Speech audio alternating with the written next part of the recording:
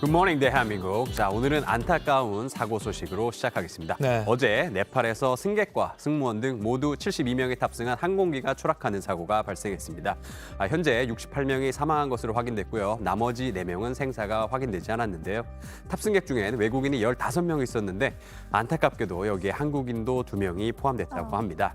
네팔 민간항공국은 탑승객 중에 유실 성을 가진 2명의 한국 국적 남성이 있었다고 홈페이지를 통해 밝혔습니다. 네. 그러면서 한국인 2명의 영문 이름도 공개를 했는데요.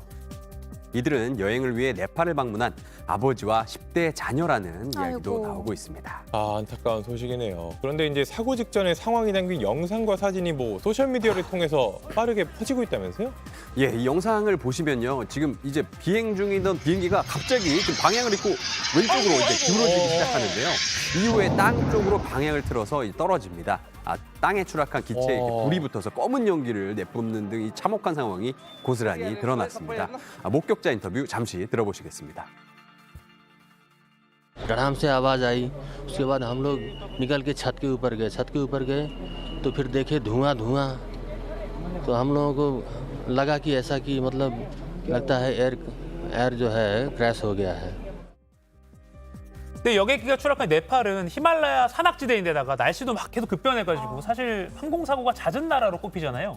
예, 특히 이번 이 사고가 발생한 포카라는 수도 네. 카트만두에서 북서쪽으로 140km가량 떨어진 곳에 있는 휴양 도시입니다. 예. 평소 현지 항공 관계자들 사이에서 이착륙이 굉장히 까다로운 곳으로 악명이 높은데요. 네. 포카라의 위치가 안나푸르나 등 8,000m급 히말라야 고봉에서 불과 수십 킬로미터도 떨어지지 않은 이 고지대라서 네. 이착륙 때 이 높은 산 사이를 거의 고개하듯이 비행해야 하기 때문입니다. 사고 항공기도 도착지 포카라 공항 인근에서 추락을 했는데요. 현재 당일 수색 작업은 종료된 상태고요. 아직 생사가 확인되지 않은 4명의 수색 작업은 오늘 재개될 예정입니다. 제발 무사기한을 바라겠습니다. 네. 자, 다음 소식으로 넘어가 보도록 하겠습니다. 세계에서 가장 이 명품 소비가 많은 나라 어디일 것 같습니까? 명품 전 중국 같은데 사실 요즘 우리나라도 만만치 않은 것 같긴 해요. 맞습니다. 사실 이런 거는 1위를 좀 안 했으면 좋겠는데 이게 또 우리나라라고 합니다. 미국 CNBC 기사 직접 보시겠습니다. South Koreans are the world's biggest spenders on luxury goods. 한국인이 세계에서 명품을 가장 많이 산다. 이런 내용인데요. 투자은행 모건 스탠리 자료를 인용한 겁니다. 한국인은 지난해 165억 달러, 우리 돈으로 무려 20조 4,600억 원의 명품을 소비한 것으로 추산되는데요. 20조. 네, 이는 2021년보다 24% 늘어난 수치라고 합니다. 모건 스탠리는 부동산 가격 상승에 따른 한국 가구의 순자산 증가와 또 외모를 중시하는 풍토가 이런 현상을 만들어냈다고 분석했습니다.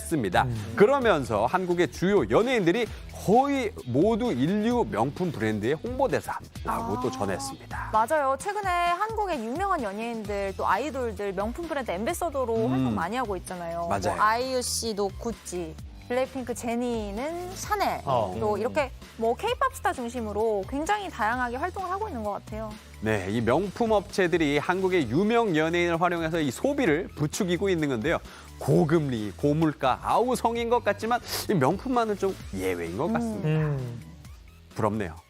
자, 계속해서 인터넷과 소셜미디어에서 화제가 된 소식 전해드리겠습니다. 네. 자, 따돌림을 당해 죽고 싶다고 절규하는 영상으로 유명해진 호주의 외소증 소년 기억하시나요? 많은 사람들의 이 응원을 받으면서 화제를 모았는데 최근 다시 친구들로부터 괴롭힘을 받고 있다는 소식이 전해졌습니다. 내게 칼을 주세요. 죽고 싶어요. 라고 말하면서 애원하는 모습. 어머니가 직접 소셜미디어에 게재하면서 화제가 됐었죠. 선천적 외소증을 가지고 태어난 호주 소년 화든 베일스입니다. 따돌림을 당해서 힘들다고 하소연한 영상 이후로 세계 곳곳에서 위로하는 이 메시지가 쏟아진 바 있는데요. 할리우드 배우 휴 잭맨 등 유명인들도 응원에 동참했습니다. 네, 맞아요. 그때 연예인들이 응원하면서 힘을 줬었잖아요. 네. 네, 그렇죠. 이렇게 전 세계인들의 주목을 받게 된 소녀는 한 영화 감독의 눈에 든 이후로 배우로 데뷔까지 하게 됐는데요. 그런데 최근 영화 출연을 확정지었다는 소식이 전해지자 다시 괴롭힘의 표적이 됐다고 합니다. 나쁜 사람들이네.